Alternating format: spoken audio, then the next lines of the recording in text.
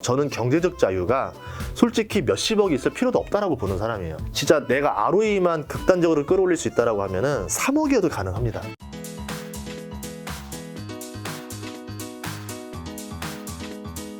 아니, 소장님께서 최근에 또 요 세븐 예. 책을 내셨어요. 마지막 책이죠. 요 책이 혹시 김 작가의 책을 참고하셨나요? 김 작가의 가장 최근 신간이 럭키. 제가 솔직히 럭키 책 다 세븐. 읽었잖아요. 럭키 그게 럭키 숫자 7이잖아. 럭키. 아니에요. 그건 아닌데. 그렇게 되는구나. 이 그러면 세븐과 결합 판매를 해야 되겠다. 반대하겠습니다. 아니 제 책이 나오고 난 다음에 맞아요. 숫자 7과 그 다음에 럭키 제목이 비슷한 것 제목들이 요즘 조금씩 나오더라고요. 그걸 고려했던 건 아니고 원래 출판사에서는 전 인구의 뭐 땡땡땡 뭐 이런 거 하는데 저는 그런 건 싫고 7년 만에 경제적 자유를 이렇게 7이 중요하다. 7년 만에. 또 7이라는 숫자가 어쨌든 행운을 불러오는 숫자잖아요. 그렇죠. 그래서 그냥 7이 좋다 이렇게 했던 거고 제 옛날 대학교 때 별명이 세븐이었었습니다. 세븐. 예. 자, 7년 안에 경제적 자유를 만든 7가지 비밀이 부재예요. 예. 요 그대로 물어볼게요. 예. 뭔데요? 아니 부재잖아. 비밀 여러 가지가 있는데 네네. 제일 중요한 거는 여기 주식 투자하시는 분들 많으니까 네. 주식 투자 용법으로 설명하자면은 ROE예요. 성공의 비법은 ROE입니다. 그러니까 우리가 기업 투자할 때 보면은 워렌 버핏도 말하고 피터 린치도 얘기하고 뭐 수많은 전설들이 얘기하는 게 ROE가 높은 기업. 그러니까 자기 투자 자본 대비 이익을 되게 많이 뽑아내는 기업들, 현금 창출 능력이 굉장히 뛰어난 기업들을 이제 고성장하는 기업들, 여기를 장기 투자했을 때 성공하더라. 이제 그게 비법이거든요. 그러면 그런 것들을 우리가 투자는 되게 잘하면서 왜 자기 자신에 대한 ROE는 잘 올리지 않는지. 사람이라는 것도 두 가지 ROE가 있어요. 어떤 거죠? 내 자산에 대한 ROE. 자산. 예를 들어서 저는 경제적 자유가 솔직히 몇십억이 있을 필요도 없다라고 보는 사람이에요. 네네. 진짜 내가 ROE만 극단적으로 끌어올릴 수 있다라고 하면은 3억이어도 가능합니다. 대표적으로 뭐 그렇게 뭐 매력적인 ETF는 아니겠지만 QILD라는 게 있는데 배당 수익률이 13%가 넘었어요. 이런 경우 같은 경우는 3억을 투자하면은 한 달에 330만 원 가량의 지금 배당을 받게 되는 거거든요. 그럼 3억으로 경제적 자유가 끝나버린 거죠. 근데 우리는 꼭 30억이 있어야지만 되는 것처럼 말하고 10억이 있어야지만 되는 것처럼 말하는데 자산은 그렇게 의미가 없다. 내가 자산이 적으면 적은 대로 적은 자산으로 어떻게 효율적으로 할 수 있을 것인가 이 고민에 대했던 거고 그랬던 이유 중에 하나가 제가 옛날에 꿈이 27살 때 부모님한테 1억을 만들어서 유기농 가게, 초록마을 같은 걸 차려드리는 게 제 꿈이었었어요. 1억 정도의 유기농 가게를 차리면은 두 부부가 열심히 성실하게만 일하면 한 달에 한 300만 원 정도씩은 벌 수 있다. 경제적으로 삶을 유지할 수 있다. 그래서 그 1억이 꿈이었었고 27살에 1억을 모으려고 목표를 열심히 달려가 봤는데 결국 못 모았습니다. 네, 그때 뭐 그냥 3천 정도 있었던 것 같아요. 그때 이제 친구 전화가 한 통이 왔었는데 차를 살 것인가? 주식 투자를 물린 주식을 그대로 가져갈 것인가? 한참 고민하다가 정말 뜬금포로 온 친구의 전화 한 통을 받고 바로 그 앞에서 외제차 딜러를 돌려보내고 저는 그냥 물린 주식을 더 가져가기로 버텼죠. 그리고 나서 그 주식이 2년 뒤에 4배에서 10배가 올라가면서 이제 저한테 굉장히 큰 종잣돈이 마련이 된 거죠. 그 다음에 또 투자를 반복하면서 이제 돈을 불어서 35살에 경제적 자유가 됐다. 이제 이런 얘기인데요. 하나는 뭐냐면 시간 ROE예요. 사람들은 24시간의 시간이 있는데 그 중에서 직장 생활을 빼고 나머지들 시간에서 자기 자신의 어떤 소득을 늘리는 행위에 대해서 별로 투자를 하지 않습니다. 효율이 굉장히 낮아요. 뭐 1시간 정도 강의 듣는다던가 그런 거 빼고 뭐 논다던가 친구를 만난다던가 잔다던가 게임을 한다라던가 야구를 본다라던가 굉장히 불필요한 시간들을 많이 쓰는 거죠. 그러면 내가 뭐 충분히 직장 하나만 다니고 먹고 살 만한 사람이라 그러면은 그렇게 살면 되겠지만 나는 지금 상황이 여의치 않고 다른 또래들 대비 출발선이 굉장히 늦은 사람이고 잘 살고는 싶고 그럼 그 친구들 따라잡고 싶고 조금 더 욕심을 내서 그 친구들보다 조금 더 잘 살고 싶고 그럼 그런 사람이 똑같은 시간 ROE를 해가지고서는 역전할 수 없다라는 거죠. 그럼 시간을 아끼고 쪼개고 타이트하게 만들어서 소득을 늘리는 방법을 써라. 그래서 자본도 늘리고 소득도 늘리고 시간도 더 2배로 쓰고 3배로 써라. 그런 이야기입니다. 시간을 어떻게 보면 굉장히 잘 써야지 어쨌든 경제 자유를 달성할 수 있다. 이 안에 또 뭐 그 외에도 굉장히 다양한 이야기들이 있는데 네. 주식 투자 성공 비법도 좀 담겨 있더라고요. 주식 투자 성공 방법은 이제 여러분의 포지션을 정확히 이해를 해야 돼요. 직장인이에요. 근데 전업 투자자처럼 투자를 하려다 보니까 문제가 생기는 경우가 되게 많은 거예요. 효율 관점에서 이렇게 생각하면 됩니다. S&P 500 지수의 상승률을 10년 정도로 보면은 대략 15% 정도 나와요. 조금 잘 나올 때는 17% 정도 나오고 15%라는 건요. 10년 만에 4배가 되는 거예요. 17%를 기록하면은 우리가 한 10년에 5배가 됩니다. 그 정도만 되면 되는데 우리가 시장보다 더 초과 수익률을 내기 위해서 막 20% 내보겠다, 뭐 21% 내보겠다 이렇게 하기 위해서 엄청난 에너지를 쓰는 거죠. 그러면 그렇게 하기 위해서 뭐 무슨 종목을 살까, 뭘 교체할까, 시장이 어떻게 변하고 있을까 이런 걸 따지다 보면은 본인의 자기 개발은 망가지고 있는 거죠. 그러면은 이게 과연 효율적인 싸움이냐라는 거고, 그리고 그렇게 했을 때 과연 내가 시장 평균보다 더 주식 투자를 잘했냐에 대해서도 애매하다라는 거죠. 오히려 이번에 손실장으로 통해서 여러분들 많이 느꼈던 게 지수 평균 하락률보다 내 주식 하락률이 더 심했을 겁니다. 그러면은 손해볼 땐 더 손해보고 내 수익률은 또 지수 평균보다 별로 안 나오고, 동학개미 운동 그때 한창 했을 때 2020년에 지수는 거의 뭐 50% 가까이 올랐는데 사람들 수익률은 생각보다 의외로 좋지 않았어요. 2자릿대가 아니고 1자릿대였었습니다. 이런 걸 봤을 때 내가 굳이 더 막 에너지를 많이 기울이면 수익률이 잘 나올 것 같지만 그렇지도 않더라. 그러면 저는 차라리 뭐냐면 투자는 굉장히 심플하게 하고 그 나머지 시간과 에너지를 아껴서 나는 소득을 늘리는 데 집중을 해야 된다. 국가로 치면은 전쟁은 장군한테 맡기고 나는 본국에서 국력을 더 키우고 더 병력을 늘려서 다음 또 병력을 양성하는 데 집중하는 게 훨씬 낫다라는 거죠. 그래야 또 전쟁을 계속적으로 치를 수 있다는 거죠. 지금 내가 병력 양성이라든가 뭐 국가 내정 관리는 엉망으로 만들어 놓고 전쟁만 나갔다가는 여기서 망했을 때 다음이 없어요. 계속 다음을 바라보는 투자를 하셔야 된다. 심플한 투자라면 여기서 뭐 그냥 SPR이나 QQQ 뭐 지수를 달하는 거예요? 아니면 어떤 다른? 그것도 되게 나쁘지 않아요. 그러니까 진짜 나는 극단적인 효율을 원한다라 그러면은 그냥 지수 평균 사셔도 돼요.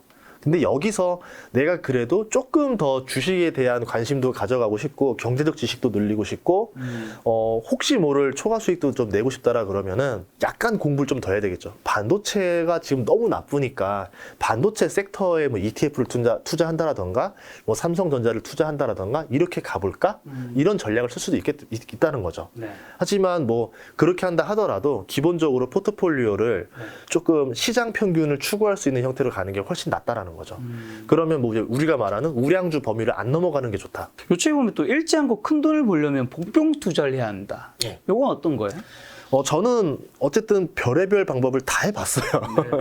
하다 보니까 그런데 사람들이 그런 건 있어요. 나는 소액으로 돈은 또 많이 벌고 싶어. 아, 그쵸. 결국 주식 투자를 하는 사람들 자체가 적은 돈으로 큰 돈을 벌고 싶어서 오시는 분들인데, 그쵸. 예, 당연히 마음은 그런데 그거를 알면서 그냥 편하게 그냥 연 10%에 만족하세요 이렇게 말하는 것도 되게 좀 어려운 일이에요. 그래서 제가 드리고 싶은 거는 여러분이 가진 강점을 가장 잘 활용하면서도 쓸 수 있는 방법 중에 하나인데, 스몰캡 중에서도 이제 진짜 스몰캡 투자라는 거죠. 복병 투자. 뭐 대형주도 상관없습니다. 예를 들어서 코로나가 가장 심했던 시절에 시간이 지나면 코로나는 끝날 것이다. 그럼 코로나가 끝나면 당연히 리오프닝이 될 것이고 그때 밀렸던 소비가 한 번에 터지면서 코로나로 인해서 소비하지 못했던 업종이 대규모로 터질 것이다. 뭐 이런 건 누구나 예상해 볼 수 있잖아요. 근데 언제 될 것이냐에 대해서는 아무도 몰라요. 그러면 저는 시간의 문제이지 기다리기만 하면 돈을 벌 수 있다라는 거죠. 그러면 당연히 잘 팔릴 것 같은 거, 거기서 이제 대장에 가까운 주식들을 사서 세월아 내월아 기다리는 겁니다. 이게 언제 올지 몰라요. 6개월 될지 1년 될지. 코로나도 다들 6개월이 끝이다 1년이 끝이다 이랬는데 벌써 2년 가까이 넘었습니다. 그런 상황이다 보니까 그러면 그렇게 맡겨두고 복병을 걸어두는 거죠. 그리고 저는 다시 소득을 늘리러 가는 거죠. 아니면 또 이제 소득을 늘리고 나면은 다음번에는 또 어디로 돈이 흐를까? 기다렸다가 거기에다 또 사두고 또 심어두고 다시 저는 또 돈을 버는데 또 집중을 하는 거고. 그러다가 이제 이게 한 번씩 터지게 되면은 꽤 큰 종잣돈이 또 되는 거거든요. 그러면 그 종잣돈을 가지고 다시 또 지금 다음번에 또 뭐가 오를까? 네. 그러니까 세월과의 싸움을 하는 거죠. 한마디로 지금 다음번에 사람들이 관심이 몰릴 거를 예. 내가 미리 지금은 관심 없을 때 좀 사놓고 언제 오를지 모르지 기다리자라는 건데 예. 이제 들었을 때 굉장히 잘 이해가 됐는데 예. 자 그럼 중요한 건 이거죠. 우리는 지금 어디 가서 기다려야 돼요? 반도체가 괜찮죠. 지금은 오히려. 그러니까 경기 침체가 하반기에 한 번 더 올 수는 있는데 그러니까 여기에 한 번에 다 심어둘 수는 없는 거고 뭐 예를 들어서 저 같은 경우는 반도체가 있다라 그러면 아 지금은 모르겠고 한 추석 때까지도 혹시 하락해 있고 안 그렇다라고 하면은 그때는 한 번 더 사자. 그리고 뭐 다음 설날에도 안 올랐다라 그러면 그때도 한 번 더 사자. 이런 식으로 해서 복병을 묻어두는 겁니다. 그리고 반도체는 어쨌든 시장 자체가 성장할 수밖에 없는 곳이기 때문에 언젠가는 올라가거든요. 그 언젠가를 아무도 몰라서 문제인 거지. 그렇죠. 그러면 그냥 기다리는 거예요. 일종의 이제 인디언 기후제 투자법이랑 비슷한 거죠. 아시죠? 인디언이 기후제를 지르면 비는 100% 와요. 왜냐하면 올 때까지 하니까.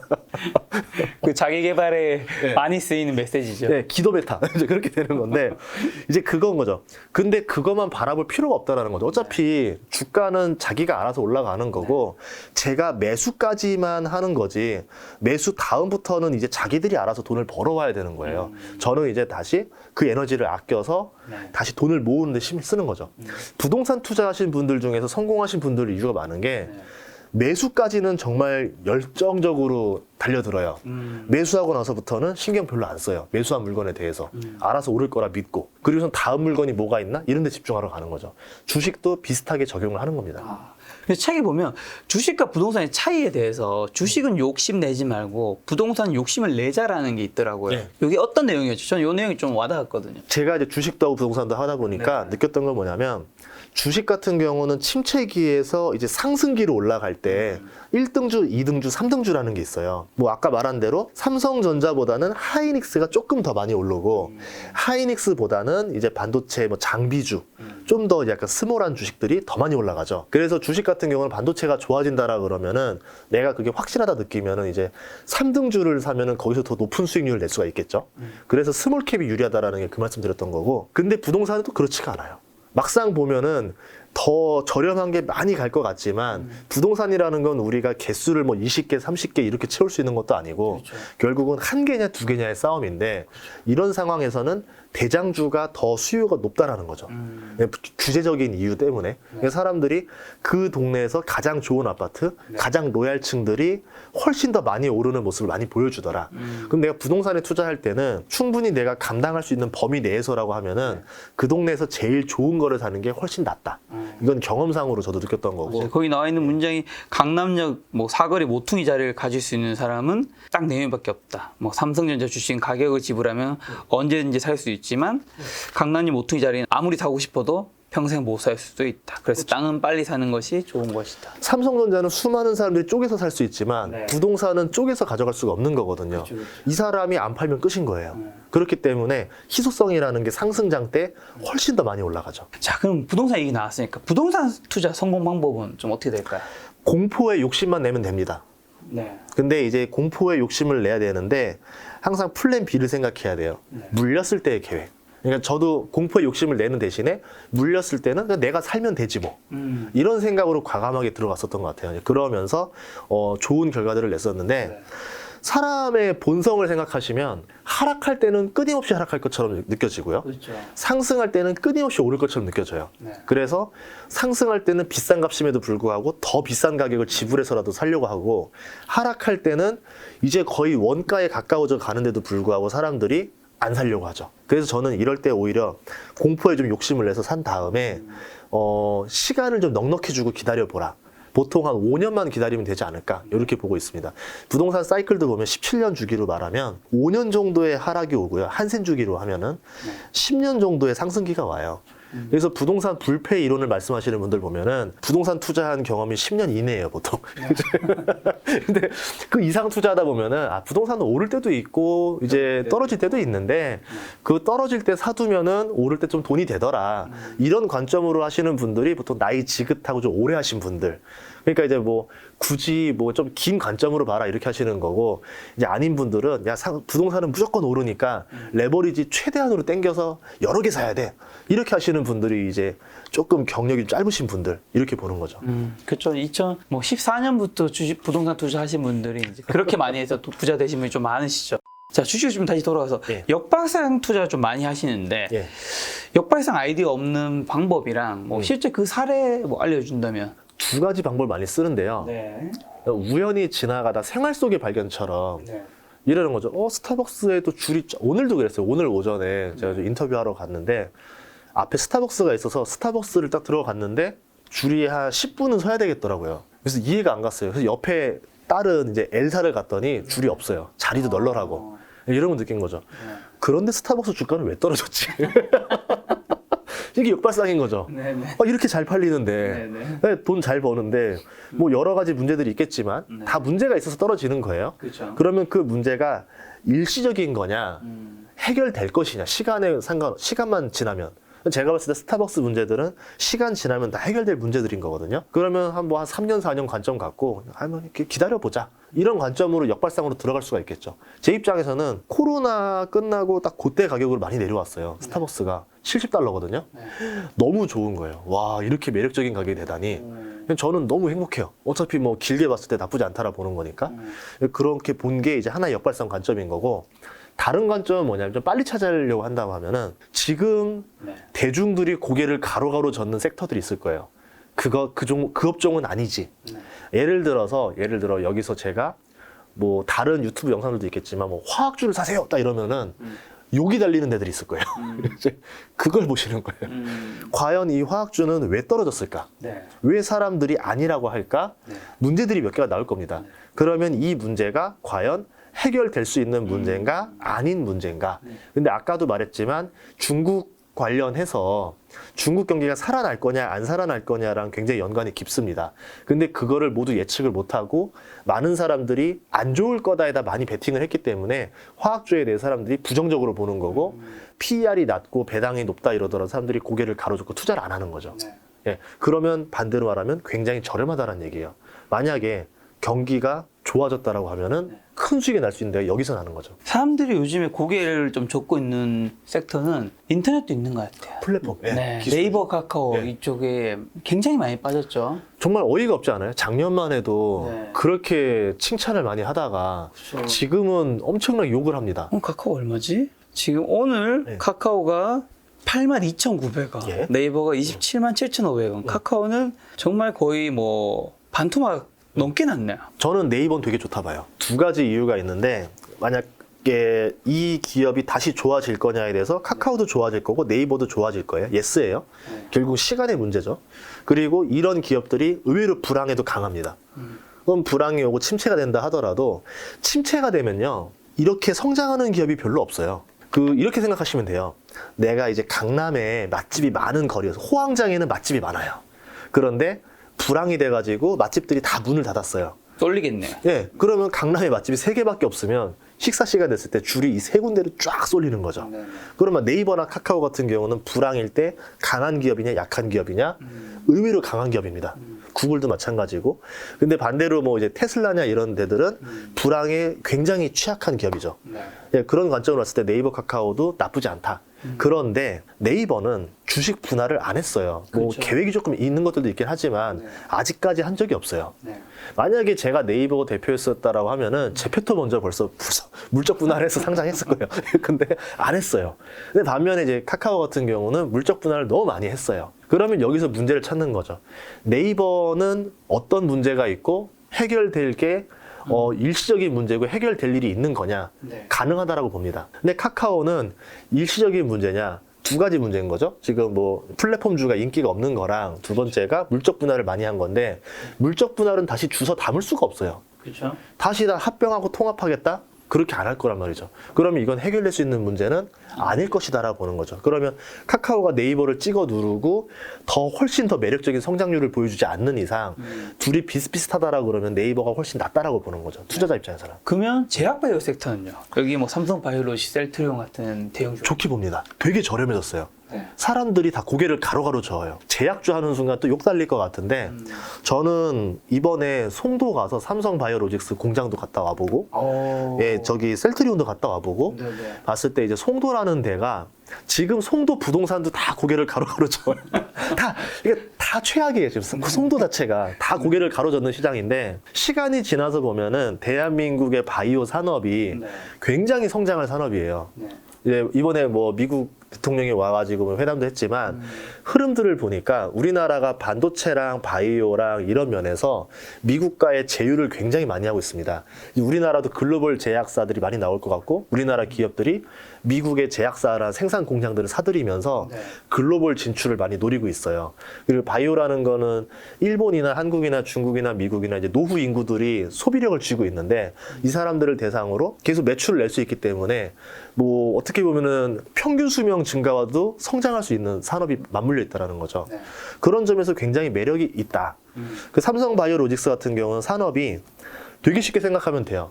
그냥 제약계의 TSMC예요. 공식이 거의 똑같은 거예요. 파운드리처럼 하면 됩니다. 그러면 캐파 늘리고 생산 잘해주고 싸게 만들어서 납품만 해주면 되는 거기 때문에 굉장히 매력적인 사업을 하고 있는 거죠. 그렇게 하는 경쟁사가 그렇게 많지도 않고 그러면 계속 성장할 건데 다만 이걸 대체 언제 저렴한 PER에 떠올 수 있을까가 이제 고민인 거죠. 그렇죠. 생각보다 바이오 중에서 삼성 바이오로직스는 별로 안 떨어졌어요. 다른 바이오들 대비. 그래서 조금 아쉬웠었어요. 만약에 다른 바이오들처럼 3분의 1 토막, 4분의 1 토막 났다라 그러면은 네. 다 맞겠죠. 근데 그게 아쉬웠던 거고. 그럼 두 번째로 또 괜찮은 것들 중에 뭐냐면 이제 백신이라는 건데 이거는 좀 긴 관점인데요. 왜 이렇게 전염병이 많이 돌고 코로나도 돌고 왜 뭐 자꾸 이런 것들이 발생할 수 있을까에 대해서 뭐 얘기를 해보니까 이상기후랑도 연관이 좀 있습니다. 영구 동토층이라는 게 시베리아 이쪽에 많이 있는데 이게 녹으면서 어떤 문제가 생기냐면은 우리 총균세라는 책을 읽어보시면 알아요. 네. 인류가 만나보지 못한 균을 만났을 때 사람들이 전염병이 퍼지거든요. 여기가 녹으면서 그동안 계속 얼어 있어서 여기 있었던 땅이 녹은 적이 없으니까 여기 있었던 오래됐던 뭐 수만 년 전에 있었던 균들이 묶여 있었던 상태인데 이게 녹으면서 올라옵니다. 네네. 균들이 퍼지는 거죠. 그러면서 이게 전염병이 더 많아질 거다. 이제 그런 이제 이상기후 보고서들이 많이 나오고 있거든요. 그래서 앞으로의 미래는 전염병이 훨씬 많아지는 미래가 될 것이다. 네. 이런 이야기들을 하고 있어요. 그런 점에서 봤을 때는 백신 개발을 집중하는 회사들도 네. 나쁘지 않다라는 거죠. 뭐 당장은 모르겠지만 뭐 10년, 20년 바라봤을 때 자녀한테 물려줄 만한 기업으로도 괜찮지 않을까. 총균세. 예.